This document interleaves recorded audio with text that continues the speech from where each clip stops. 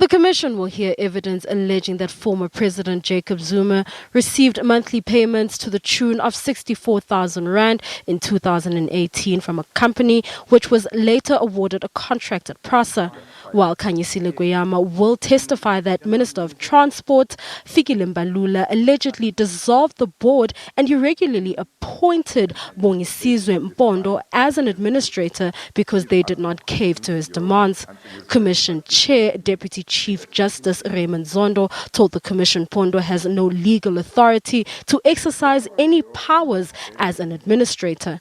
This as the law does not give the minister the power to appoint one.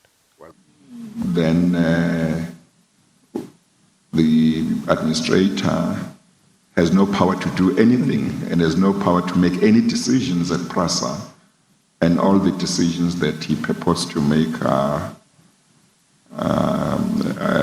not lawful. Yes, indeed. That is, if your submission that there is no law giving the minister such power, that would be the effect of that. Then there is somebody who purports to exercise power that doesn't exist in law. Some of the evidence will also focus on former PRASA CEO Lucky Montana's alleged role in efforts to capture PRASA. Autopac's interim CEO Tiro Holele testified that he was filled with fear when Durban businessman Roy Moodley informed them of Montana's return. Moodley allegedly informed them of changes that were coming and how they needed to align themselves to those changes. We understood it to mean Mr. Montana would return as Group CEO. Why did you associate his reference to the young man who will come back to Mr. Montana?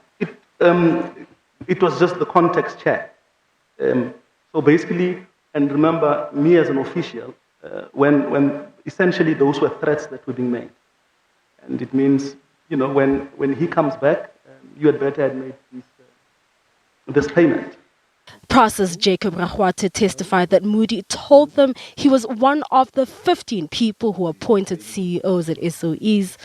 It is unclear whether Montana had resigned at the time or left because his term had ended.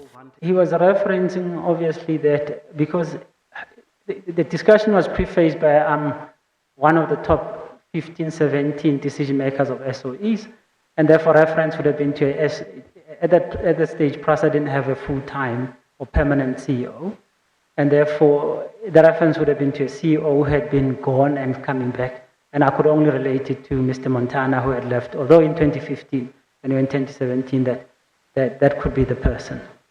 The Commission will continue to hear the evidence of former PRASA board chairperson Dr. Popo Molefe on the witness stand. Mbalenhle Mthethwa, SABC News, Johannesburg.